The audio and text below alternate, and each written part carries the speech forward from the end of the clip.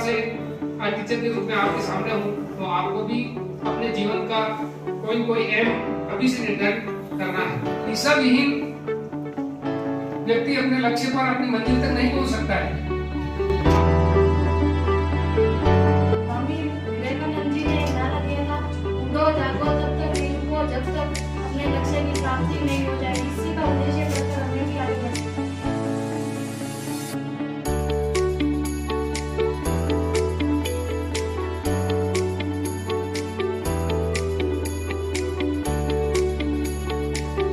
निर्णय कमेटी के द्वारा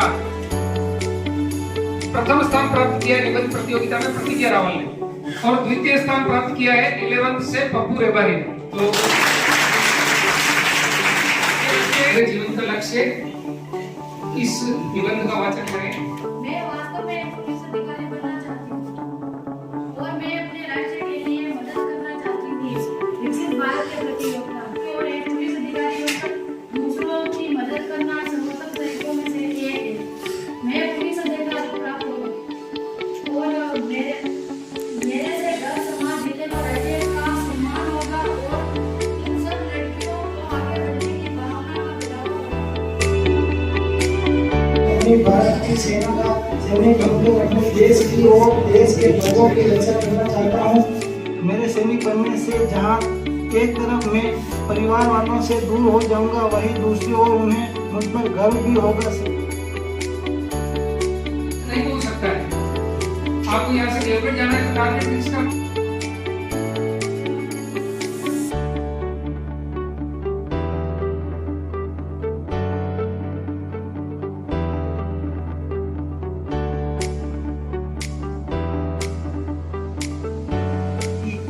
इसी स्कूल में कक्षा 8 तक पढ़ाई करी, 9th में लेबर से करी, और फिर उसके बाद में मुझे और किसानों की सेवा करने के लिए मुझे कृषि प्रयोगशाला या कृषि विभाग में जाना था। बालिकाएं या छात्राएं पढ़ाई करती है तो मैं थोड़ी सी जानकारी देना चाहता हूँ कि कृषि विभाग राजस्थान सरकार के द्वारा 11th और 12th की अगर कोई पढ़ाई करती है लड़कियां, तो उसको वार्षिक 15,000 रुपए छात्रवृत्ति दी जाती है हर वर्ष।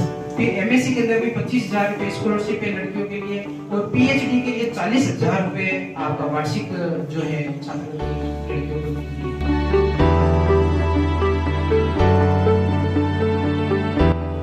सामुदायिक स्वास्थ्य केंद्र और मेरी स्कूलिंग शुरू से जिसको बोलते हैं हिंदी मीडियम, कोई वाली हिंदी मीडियम है जो प्राइमरी स्कूल वहाँ से और सेकेंडरी स्कूल यहाँ से, बस माध्यमिक स्कूल यहाँ से। उससे पहले लड़कियाँ एक वो कहेंगे मेरे को पुलिस ऑफिसर बनना है, इतनी अच्छी बात है। एक लड़की होते हुए उसने पहला एक ही फोटो रखा कि मैं पुलिस ऑफिसर बनना है, तो उसने सोचा इस चीज को कि आगे कम से कम तो उसके लिए उसको उसके साथ में परिश्रम भी करना है।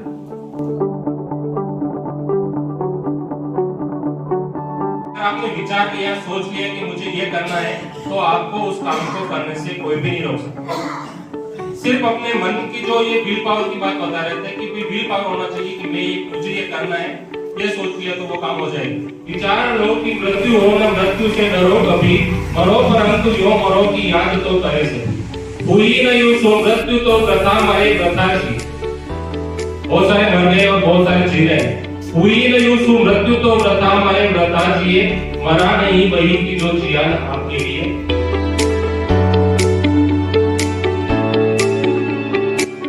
इसके अलावा भी जैसे मन को रहता है बिजनेस में को बुलाए तो आपके सामने जैसे यहाँ बड़े हुए तरीके से भी और आगे काफी उन्होंने संघर्ष किया है, मैंने देखा है मुझे अपने के जैसे भी है और भी काफी लोग हैं। तो आप केवल सरकारी नौकरी करने ऐसा नहीं है, सरकारी नौकरी नहीं लगी तो अपन कुछ नहीं कर सकते। आप बिजनेस भी कर सकते हैं जिस फील्ड में आप जाए, लेकिन कम से कम इतना जरूर सोचें कि जहाँ भी जाए बिजनेस करें, नौकरी करें, लेकिन ईमानदारी से करें। नौकरी लगना तो मतलब ये नहीं कि भाई आपको पैसा आ रहा है तो आपका काम हो जाए। पैसा तो देखो घर चलाने के लिए जरूरी है, लेकिन उसके बाद मन में ये भी होना चाहिए मेरे से समाज को क्या फायदा होगा। तो हम जहाँ भी जाए, चाहे टीचर है, चाहे डॉक्टर है, चाहे कोई प्रभारी है, कोई सचिव है, देश सेवा कैसे कर सकते हो आप, लोगों की सेवा कर सकते हो। मैं तो देखो मेरे जीवन का उद्देश्य है जितना दे सकता हूँ उतना देने का प्रयास पूरा करता हूँ। खूब डांटता भी हूँ उनको, खूब पढ़ने के लिए मोटिवेट भी करता हूँ। इनमें से कुछ मोटिवेट होते भी हैं, ऐसा निराशा आदमी लगती, कुछ मोटिवेट भी होते हैं।